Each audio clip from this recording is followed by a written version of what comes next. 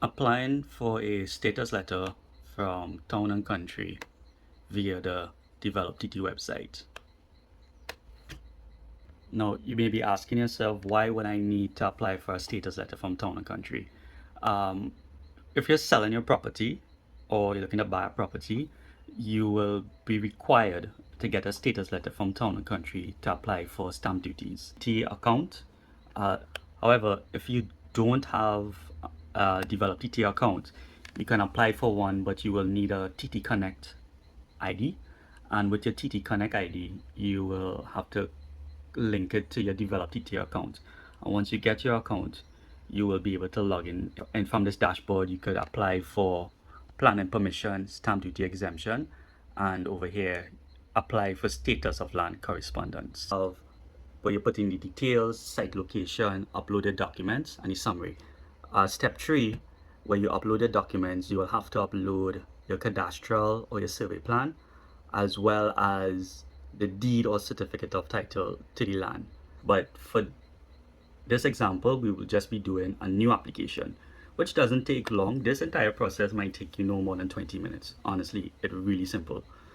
So over here you have the reference number, you put the title of the person, whether it's Mr., Mrs., their first.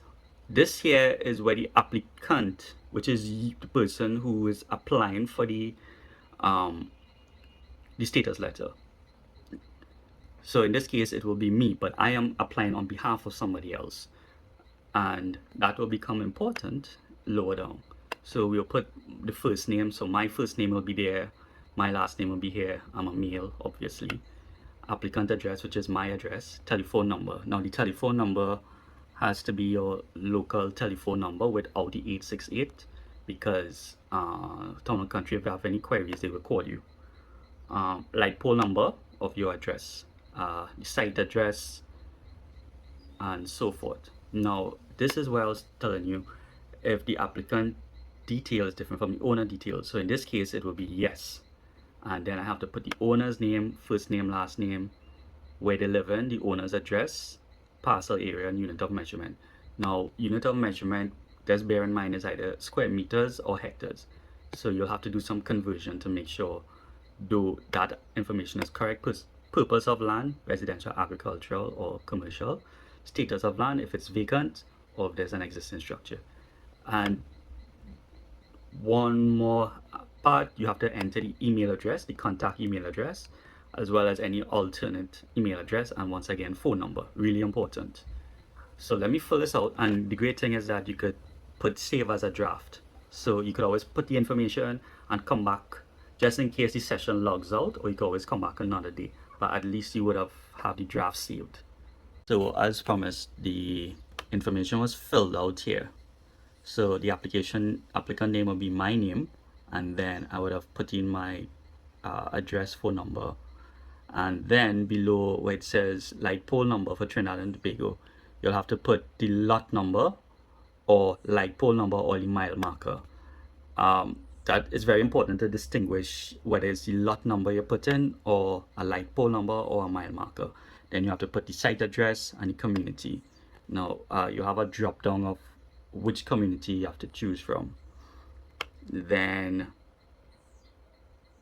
owner different from applicant, yes. Then you put in the owner's name, the owner's telephone number, address, and the owner's address. Now you have to put the land size parcel, the size of the parcel, and just bear in mind which unit measurements it is in. If your deed has the square footage, then you have to convert it to meters squared or hectares, whether the status of land is vacant or occupied of the existing structure. And then you have to put your contact email addresses. I would have blurred out all the sensitive information. You have to save a draft. It's very important to keep saving your drafts. Drafts saved successfully. Now we can go to the next page.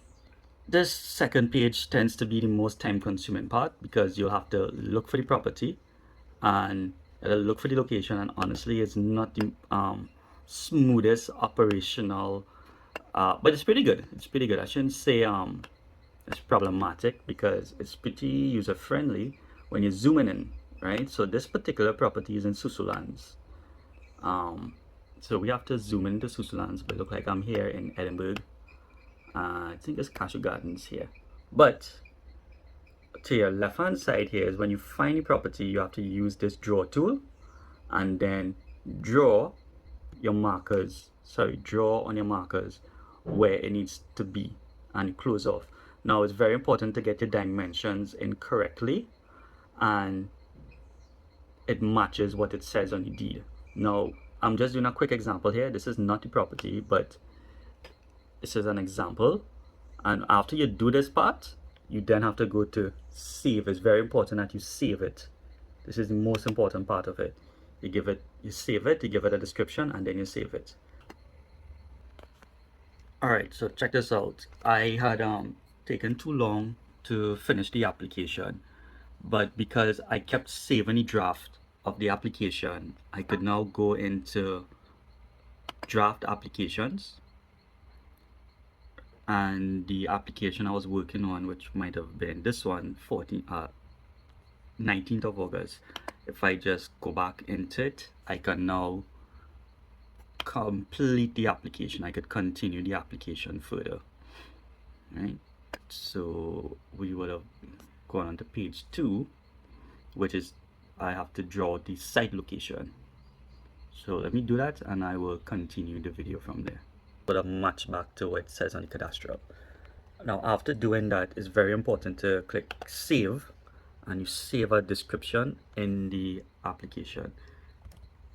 Right, so I would have put lot 87, hit save, success, and then we have to go to step 3, but I will save as a draft first before continuing. And next, this is where we have upload documents.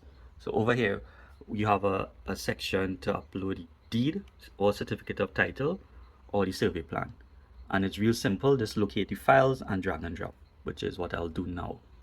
So, right now I would have uploaded the documents, the deed and the cadastral or the survey plan, save as draft again, and then we go to next. Now here's where you'll be asked to review the information, make sure everything there is correct. Let me go through my documents one more time just to make sure everything is there. Right, now everything is good there. You'll have to check off these check boxes, which are just declarations saying that the information submitted was correct, and hit submit.